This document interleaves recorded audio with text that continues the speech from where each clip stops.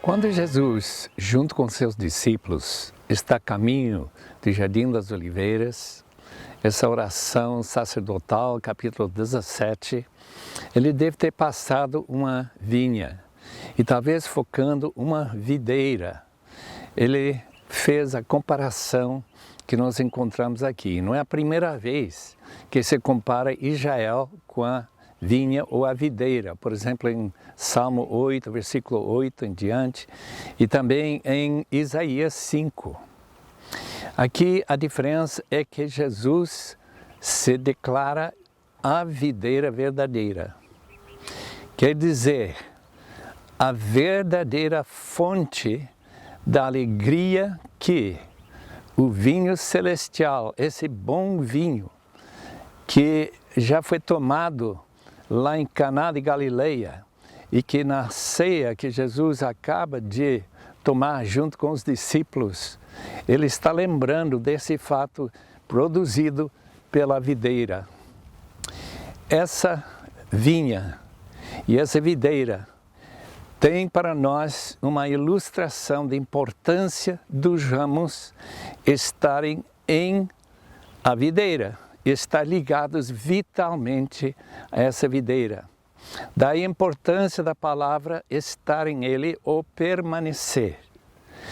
Se permanecerem, podem produzir fruto, porque a ligação entre o discípulo e o próprio Senhor Jesus faz com que o ramo seja produtivo. Agora, tem alguns ramos que não são produtivos e, portanto, precisam ser podados. Você vê que aqui temos videiras podados. E essa palavra podar também é a palavra limpar. Dessa maneira, a videira produz mais. É importante para nós reconhecermos que a maneira que Cristo nos ensina, através que Ele aplica a sua palavra para nós, que nós vemos no versículos 7 e 8, desse mesmo texto, que essa palavra vai habitar em nós e produzir esse fruto. Ele também vai dizer que os discípulos são limpos pela palavra que Ele falou com eles no capítulo 13, quando Ele lavou os pés deles.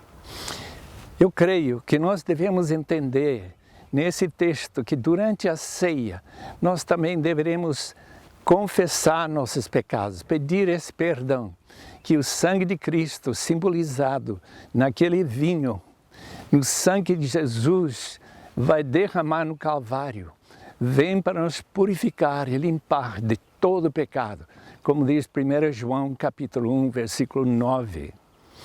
Mas também ele continua dizendo que há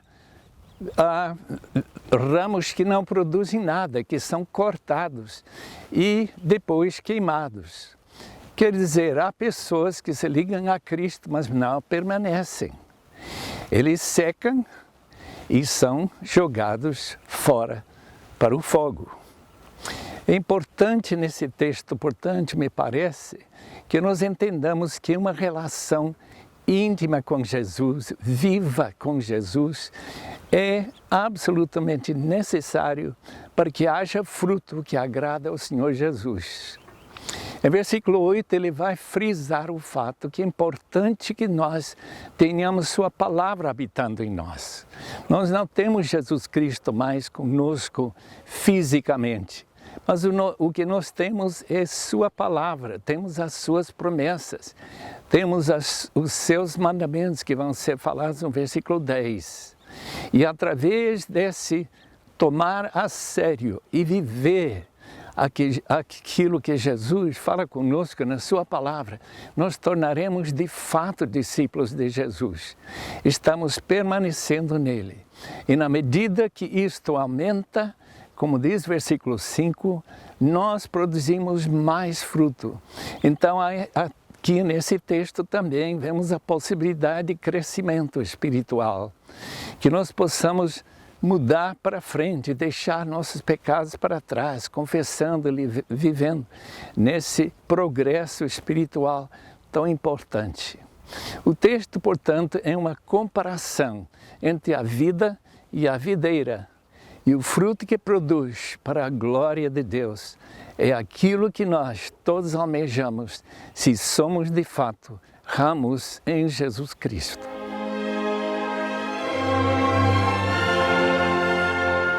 Depois de falar sobre a videira verdadeira, que é o próprio Senhor Jesus, e possivelmente estar aqui também criticando de uma maneira indireta a religião à volta que persistia nesse contexto judaico e que não tinha como permanecer, e sendo, portanto, aqueles que chegavam a Jesus e não tinham continuidade na maneira como Jesus desejava que eles caminhassem e andassem, os seus discípulos. É interessante a sequência que a palavra importante no capítulo 15 tem a ver com permanecer. E Jesus vai associar duas ideias que geralmente nós consideramos opostas. Ele vai falar em permanecer no seu amor e vai identificar esse amor no seu próprio exemplo, porque ele vai mostrar que ninguém tem maior amor do que ele mesmo, que deu a vida em favor dos seus amigos. Mas esse permanecer no amor está relacionado também com obedecer a Deus, conforme a expressão do capítulo 15, guardar os mandamentos.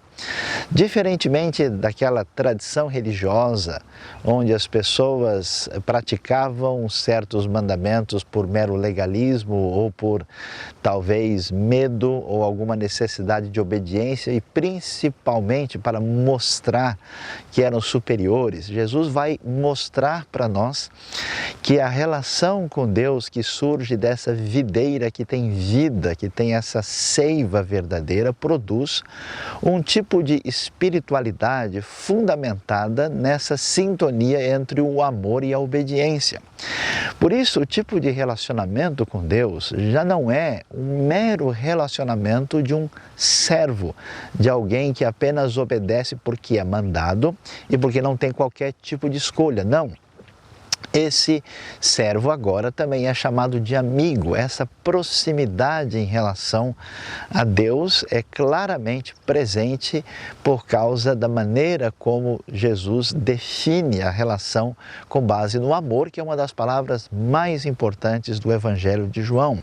E é tão interessante observar que, se é verdade que essa seiva da oliveira está presente nos ramos, e isso é marcado por esse amor sacrificial, amor sintonizado com o amor que vem da cruz, a marca desses discípulos de Jesus é que eles devem ter amor uns pelos outros. É tão interessante isso. No mundo antigo, onde o elogio era para o guerreiro vencedor, para a pessoa que perseguia e matava o inimigo, num ambiente de tanto legalismo religioso à sua volta, Jesus proclama o grande amor de Deus que nos traz vida e perdão e faz disso a marca registrada daqueles que são seus discípulos. E nessa sintonia maravilhosa, extraordinária, ele vai nos dizer que esse tipo de discípulo deve prosseguir para frente. Ele vai dizer que eles foram escolhidos, diferentemente de muitos discípulos da antiguidade que escolhiam o seu rabi, que iam atrás daqueles mestres. Ele diz: não, eu escolhi vocês, e a sua palavra é marcada de um modo que essa escolha acontece para que eles cresçam, para que eles deem fruto e para que haja alegria. É tão interessante que essas palavras que estão cheias de vida, de celebração, para que a alegria seja completa, que vai aparecer essa ideia também em 1 João, ela aparece aqui nessa sintonia com esses ramos da videira que mostram essa vida marcada pelo amor que vem de Cristo Jesus. E essa escolha é para que essa vida e esse amor não parem. Eu escolhi vocês para que vocês possam ir e, na sintonia com Cristo Jesus, possam dar fruto, como nós podemos ver que acontece aqui também na videira. Deus nos dê graça, amor, conforme o ensinamento de nosso amado Senhor Jesus Cristo.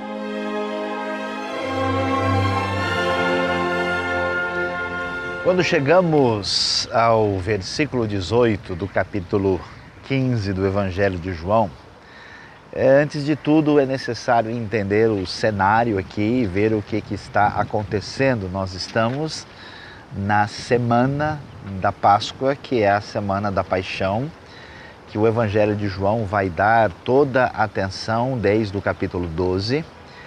E aqui vamos nos lembrar, nós falamos recentemente agora, nos capítulos anteriores, a respeito do que vai acontecer propriamente no momento em que Jesus tem a última ceia. Agora, olhando isso, vamos ver que isso acontece na quinta-feira à noite e há um ambiente geográfico que precisa ser entendido para compreendermos os evangelhos e particularmente o Evangelho de João.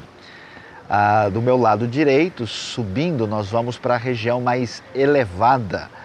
Essa região mais elevada, aqui é o Monte do Templo, um pouco mais para frente, hoje a localidade chamada Har Sion, ou seja, o Monte Sião.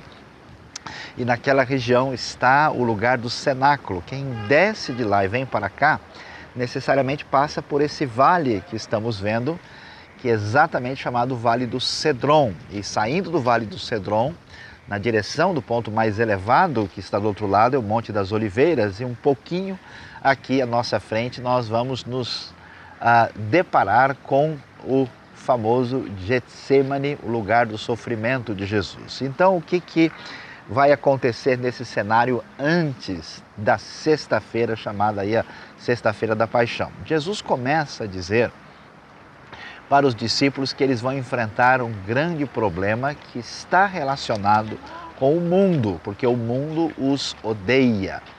Essa situação de oposição, essa situação de conflito que vai tendo um crescente no Evangelho de João, vai nos mostrar aqui a realidade. Jesus diz, olha, se o Mestre, se aquele que é o Senhor foi odiado, vocês também vão sofrer o mesmo tipo de problema de ódio. E como é que nós devemos entender isso? Em primeiro lugar, se destaca claramente que Jesus é apresentado como aquele que está fazendo as obras de Deus, aquele que está fazendo aquilo que foi ordenado pelo seu Pai e, portanto, ele sofre uma oposição que João vai deixando muito clara, que é maligna, que é diabólica, que está ligada à ação de Satanás. Esse mundo que está dentro desse sistema anti-Deus, que se manifesta não só no mundo gentílico, mas também no sistema religioso que está presente no ambiente judaico da ocasião, que acaba tendo uma oposição muito acentuada contra ele. E os discípulos são preparados, porque devemos entender aqui que é difícil, estamos vendo uma espécie de rabino que está ensinando os seus discípulos qual é o caminho de Deus. E claro que todo mestre deve motivar os seus discípulos. E, no entanto, Jesus está preparando para aquilo que eles haverão de enfrentar. Então é um momento difícil, complicado, complexo, e para fazer uma ponte adequada com a realidade que está lá no Antigo Testamento, Jesus vai mencionar Salmo 69, versículo 4, que é um dos salmos dos mais mencionados junto com o Salmo 22, com referências messiânicas nos evangelhos. E qual é a lógica por trás dessa citação? A questão é que o rei davídico, que aparece nos salmos, tantas vezes está cercado de inimigos. E quem é o rei davídico? Exatamente aquele que vai manifestar esse governo, esse reino de Deus, representando a Deus na terra. Portanto, o que a gente vai perceber é que, assim como esse rei davídico tantas vezes está cercado de inimigos, está sendo oprimido, da mesma maneira, assim como a ideia do servo sofredor, esse rei também é combatido, ou seja, não mudou tanto assim da perspectiva da teologia dos Salmos para aquilo que vemos nos Evangelhos. E este rei diz, lá no Salmo 69,4, odiaram-me sem razão. Quer dizer, a ideia de um rei davídico justo que é odiado por pessoas perversas e más sem nenhum sentido. Da mesma maneira, esta oposição, esse tipo de procedimento se levanta contra Jesus e essa dualidade que aparece no Evangelho de João vai aparecer também nesse sentido de uma espécie de luta contra aquilo que representa o bem e aquilo que é o mal radical, que inclusive se faz presente no sistema religioso vigente, que perdeu a referência daquilo que significa a maneira como Deus tem agido no meio do seu povo. Essa realidade de que historicamente a figura da justiça sempre foi rejeitada, ela mais uma vez aparece intensificada aqui quando vemos o que Jesus está ensinando no Evangelho de João. Mas ao ouvir isso, a gente fica pensando, puxa, é possível que esses discípulos tinham apenas razão para ficarem desanimados? Pois é, exatamente nessa espécie de contraste que o Evangelho de João trabalha tão bem com essa dualidade presente entre esses elementos, é que vai surgir uma notícia nova, uma espécie de nascer do sol, uma palavra animadora. Como é que os discípulos vão poder enfrentar essa situação tão difícil que envolve esse ódio, essa oposição, essa situação de inimizade? Então, o texto vai dizer no final do capítulo 15, que vai introduzir um tema tão importante que vai tomar conta do capítulo 16, é que vai chegar aquele que é o Paráclito, que é, em muitas traduções, apresentado como o Consolador ou como o Conselheiro, uma palavra que no grego tem uma ideia fundamental daquele que a gente chama, que chama para estar ao lado. É a ideia, por exemplo, no grego clássico, que se usava para falar de alguém que era uma espécie de treinador de um atleta. A ideia do consolador ou do conselheiro, que tem também o sentido em outros textos de advogado, é de alguém que está junto, é alguém que a gente pode dizer, de certa maneira, passando para uma interpretação mais popular, uma espécie de amigo do peito, alguém que está sempre junto, mas principalmente com a ideia de aquele que é capaz de exortar e dar ânimo, de motivar, de encorajar e dar força numa situação de luta e de dificuldade. Então, essa figura ligada ao Espírito Santo, que é o Paráclito aqui, é introduzida. Portanto, os discípulos têm diante de si a dura realidade que estar do lado de Jesus, ser seguidor, discípulo daquele que é o Messias e Rei, o Filho de Deus, vai trazer muitos problemas e dificuldades. Mas essa realidade tem a sua contrapartida. E a verdade é que o Espírito Santo, o Consolador, a força, o encorajamento, o sustentáculo da vida da igreja e dos discípulos, seguramente será aquele que dará condições dos discípulos prosseguirem na jornada.